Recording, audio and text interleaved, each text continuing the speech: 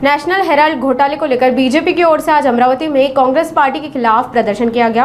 अमरावती के कांग्रेस भवन के बाहर किए गए इस विरोध प्रदर्शन के दौरान पुलिस और बीजेपी कार्यकर्ताओं के बीच झड़प हो गई, जिसके बाद पुलिस ने कई बीजेपी कार्यकर्ताओं की जेल रवानगी की। नेशनल हेराल्ड घोटाले को लेकर ईडी के समर्थन में आज अमरावती में बीजेपी की ओर से जोरदार विरोध प्रदर्शन किया गया। इस दौरान प्रतीकात्मक प्रेत यात्रा निकालकर कांग्रेस भवन के सामने धरना प्रदर्शन किया गया। बीजेपी कार्यकर्ताओं ने कांग्रेस के खिलाफ जमकर नारेबाजी की। इस वक्त कांग्रेस भवन के बाहर बड़ी संख्या में कांग्रेस कार्यकर्ता मौजूद थे।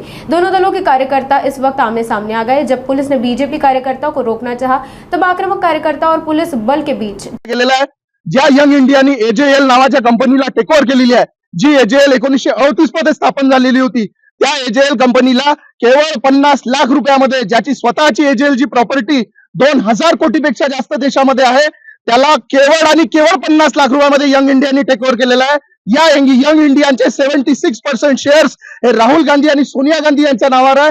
उर्वरित 24% शेअर्स मोतीलाल वोरा आणि अन्य काँग्रेस नेत्यांच्या नावावर आहे। त्यामुळे काँग्रेस नेते याच्यामध्ये सरळ दोषी आहे। या दोषी नेत्यांना, या काँग्रेसच्या दोषी घोटाळेखोरांना लवकरात लवकर या देशातल्या कायद्यानुसार शिक्षा व्हावी अशी मागणी या ठिकाणी आज अनुप मोरेजी, जे युवा मोर्चाचे प्रदेश अध्यक्ष आहेत, त्यांच्या नेतृत्वामध्ये आम्ही या ठिकाणी अमरावतीमध्ये युवा मोर्चाच्या माध्यमातून करत आहोत। नॅशनल हेराल्ड या प्रकरणामध्ये राहुल गांधी आणि सोनिया गांधी यांना दोषी मानले गेलेलं आहे आणि हे सगळा घोटाळा एवढा मोठा 2000 कोटीचा कॉर्पोरेट घोटाळा केल्यानंतर हे काँग्रेस पक्षाचे नेते आणि त्यांचे सगळे कार्यकर्ते महाराष्ट्रभर, भारतभर असा मेसेज देत आहे की आम्ही निर्दोष आहे आणि आमच्यावर ही सूडबुद्धीने कारवाई केली जात आहे। असं खोटारडेपणाचा पक्ष आणि खोटारडे हे नेते हे खोटे कसे आहेत हे सांगण्यासाठी महाराष्ट्रभर युवा मोर्चा आंदोलन करत आहे। त्यांच्या कार्यालयावर जाऊन आम्ही हे दाखवून देत आहोत समाजाला, आपल्या नागरिकांना, की काँग्रेस पक्षाचे घोटाळेखोर दोन्ही नेते हे कसे चोर आहेत आणि हा जो फेक नेरेटिव्ह काँग्रेस पक्षाचे नेते तयार करत आहेत की आमच्यावर सूडबुद्धीने कारवाई केली जाते, त्याचे पुरावे आज मिळालेले आहेत।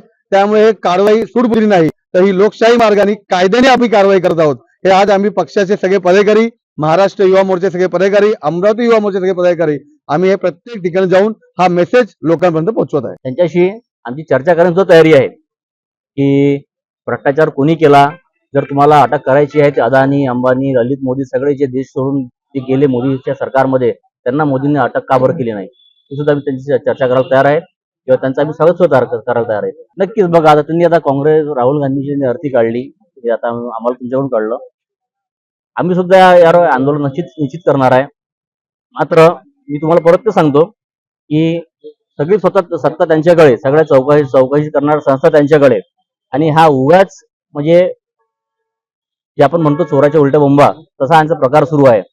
राहुलजींना जेव्हा त्यांना राहुलजींची भीती वाटते, त्यांच्या पायाखाली जमीन सरकते, तेव्हा ते ईडी, सीबीआय असे या प्रकरण समोर करतात आणि फक्त जनतेचं एक लक्ष भटकण्यासाठी हे नेहमी प्रकार करतात।